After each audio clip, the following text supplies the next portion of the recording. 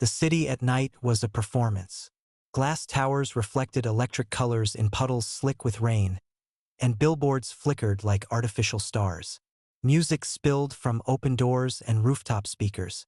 It was a place that sold exclusivity by the square foot, and tonight, the most exclusive place of all was the Verge, a club so new it didn't even exist on maps yet. But everyone knew it. The Verge wasn't just a club, it was a status ritual. Entry wasn't bought, it was earned, or so they claimed. And tonight, everyone who mattered or wanted to be seen as if they mattered was already inside. Except for him. He stood under the awning across the street, hands deep in the pockets of a hoodie that had seen too many winters. His shoes were scuffed, his jeans faded, and he didn't scroll his phone or call anyone. He simply watched. The line out front was curated like art, heels, suits, diamond teeth. A clipboard in the bouncer's hand determined futures for the night. Models were waved through. A startup founder got 2 fingers of recognition and a nod. A media exec flashed his pass and walked in backward while filming himself on livestream. But when he stepped forward, the velvet rope didn't move. The bouncer didn't lift his eyes. He asked his name. It wasn't on the list. The rope stayed down. The words came like a machine command. "You're not on the list." He didn't argue. He didn't raise his voice. He simply nodded, stepped back, and turned around. Just another man turned away at the door. But he didn't leave. 3 hours earlier, in a private office 2 floors above the club, a contract had been signed. Quick sale. Quiet. Deliberate. The owner of the building, a venture-backed developer with 3 lawsuits pending and one eye on offshore investments, was bleeding capital. He needed out. The buyer? An anonymous LLC. Cash-backed. No press release. The deed passed hands in less than 15 minutes.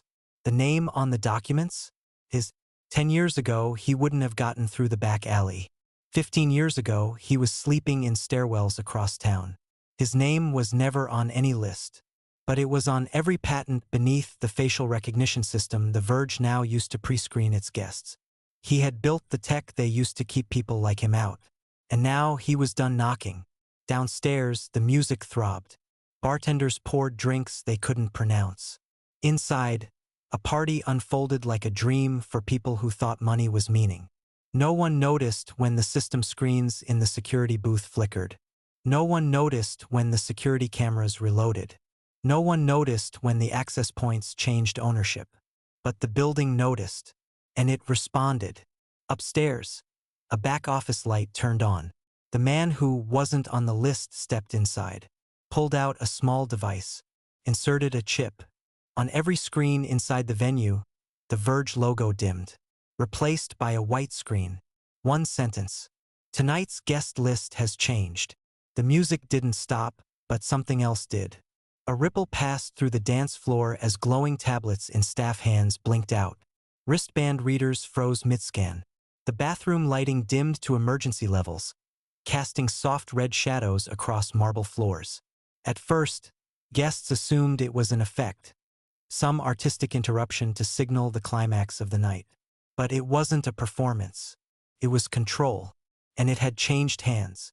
Security scrambled, their earpieces alive with static confusion. The head of operations sprinted toward the server rack, only to find his credentials denied.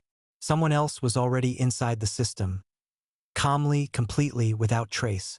Someone who didn't just know how it worked, but knew how it had been built. Because he had built it.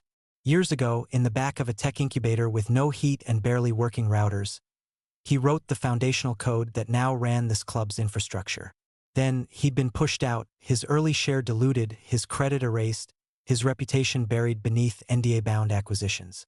But he had never stopped watching. And tonight, the code came home.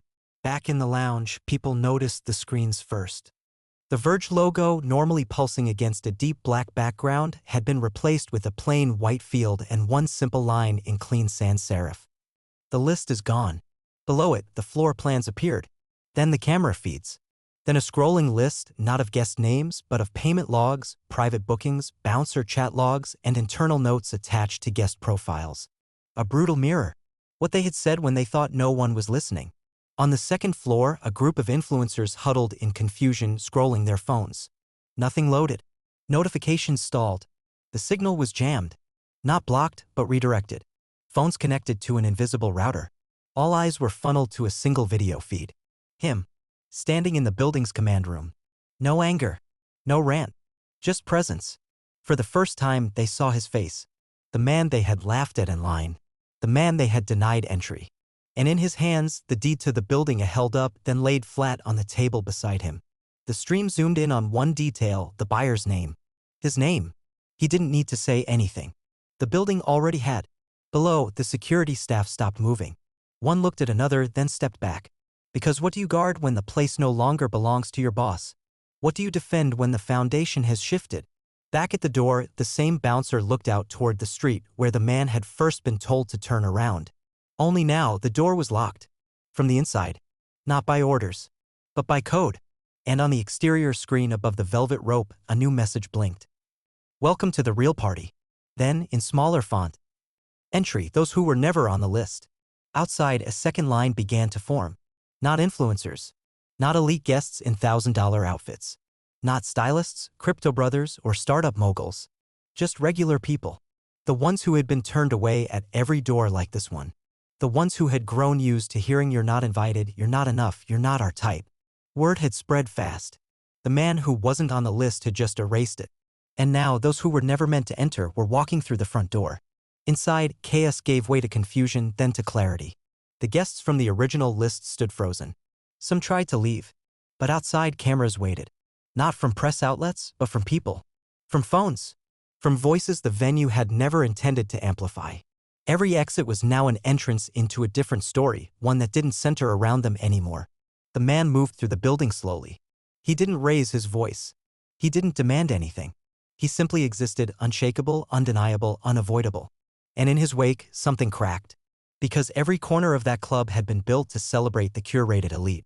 Every light, every beat, every password-protected VIP room. But none of it had ever been real. It was all built on a lie. And now the architect had returned to burn the blueprint. In the back lounge, a young DJ who had been given a 10-minute opener slot early in the night was now behind the main booth. No one told him to be there. He had just stepped up when the original headliner left in a panic. And he played like the city owed him something. Because it did. The music changed. So did the atmosphere. It wasn't a club anymore. It was a reclamation. People danced not to show off, but to breathe. The expensive suits looked awkward now. Because authenticity had taken the floor. Upstairs, the man sat in what used to be the VIP balcony. He watched it all unfold like a quiet revolution. He had no entourage. He had no camera crew. Just an old notebook in his lap, open to the sketch that first inspired the building's digital architecture. He crossed out the original title, Access Control Protocol, and wrote a new one beneath it. Open Entry Framework. In one of the downstairs rooms, a couple sat by the bar stunned. They had been turned away from this venue last month for wearing the wrong shoes. Now, they were sipping the same drinks once reserved for platinum members. Someone passed them a mic. They shared a poem. The room erupted. By midnight, the club looked nothing like it had at 8 p.m. It had become a sanctuary for the uninvited. A home for the silenced. A platform that didn't need an algorithm to decide who mattered. Because for once, everyone did. And all of it had been made possible. Because one man refused to leave when told he didn't belong. The headlines the next morning read like fiction.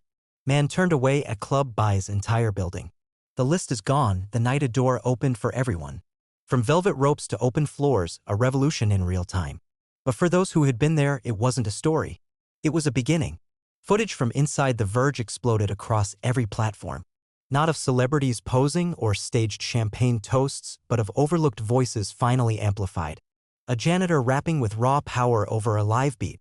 A high schooler with trembling hands performing spoken word that quieted the whole room. A grandmother dancing to rhythms older than the building itself. The internet didn't know what to do with it. There were no influencers to tag. No sponsors to credit. Only truth, raw, unsellable, and louder than algorithms were designed to handle. Meanwhile, the man didn't take interviews. He didn't do the morning show circuit or monetize the moment. He returned to the building, alone, the next morning, hours after the last guest had left, hours before the first headline dropped.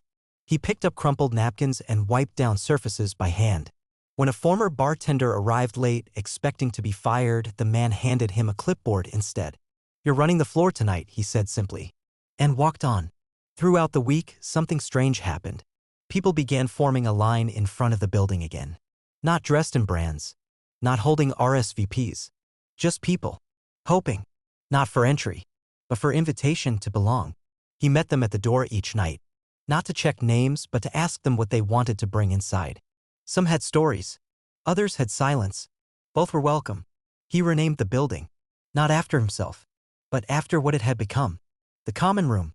The letters were carved by hand into the entrance, replacing the glowing Verge logo with something grounded, something real.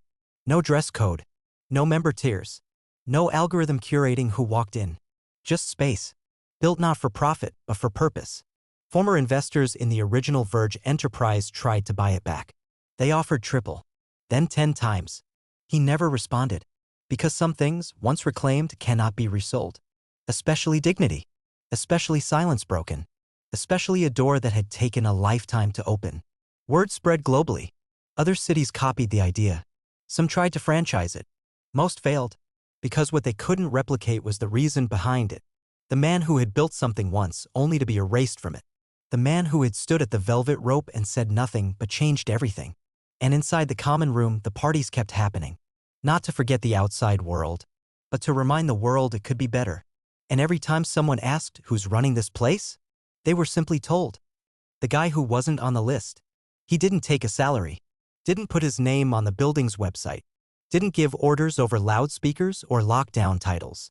He simply arrived each morning before the sun, walked the perimeter of the common room, checked every outlet, every light, every sensor like a craftsman, not a boss. Because that's what he was. A builder. A restorer. A guardian of the space he'd once been denied. And it showed. The common room had no bouncers now. Only hosts. People who had once been left off every list, now standing at the door, holding it open for others. Musicians became mentors. Baristas became storytellers. Poets ran open mics. Painters used the basement to teach children who had never seen a blank canvas without fear. What once was a nightclub had become a home for those with no other door. And he watched it happen with the quiet pride of someone who didn't need credit, only change. Corporate reporters tried to catch him in contradiction.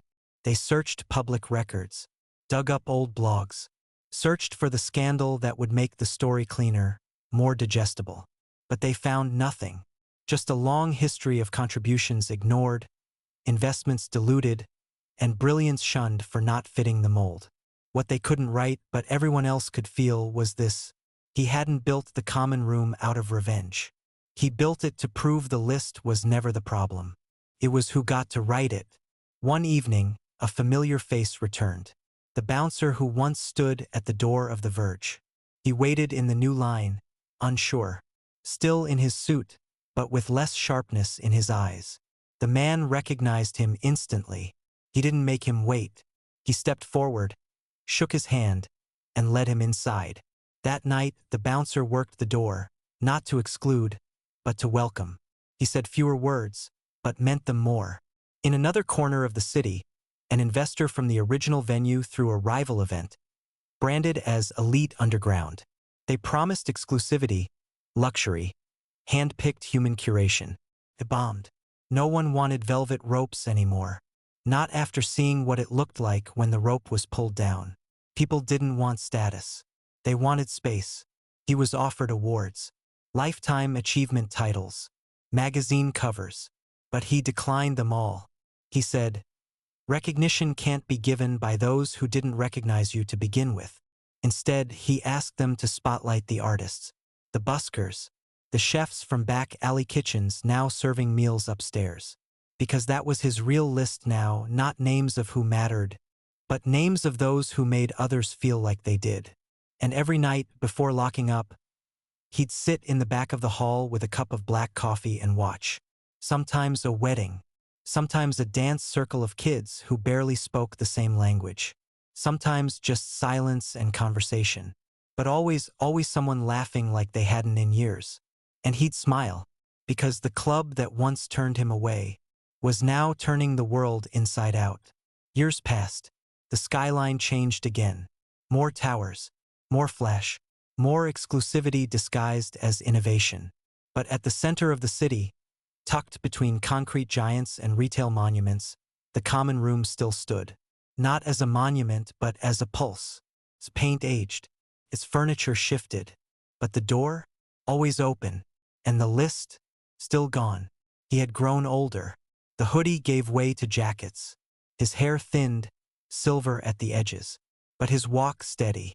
His mornings early. And his reason unchanged. He had long since stopped attending the events. He didn't need to be in the spotlight.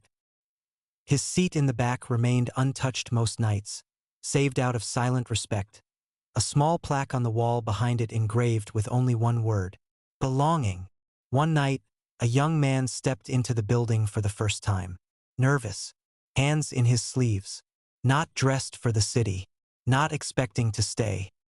He looked around and whispered to someone near the coat rack. "I don't think I'm supposed to be here." They smiled, took his hand, led him inside. Because the rule hadn't changed. You didn't need to be on a list. You just needed to show up. In a small office near the back, the founder sat with a notebook open on the desk. His last one, filled to the margins with ideas that would never need to be pitched. Across the room, a younger woman stood by the door, holding a copy of the deed he'd quietly transferred to a nonprofit fund. The building would outlive him. She asked if he had anything left to add. He pointed to the corner of the page. She read it aloud. "Keep the door open long enough, and the right ones will always find it." When he passed, there was no press release, no statue, no trending hashtag, just a handwritten sign posted on the door the next morning. White paper, black marker. It read, he wasn't on the list, so he made a place where no one had to be. And that night, the music played louder than it ever had. Not because it was a party, but because it was a thank you.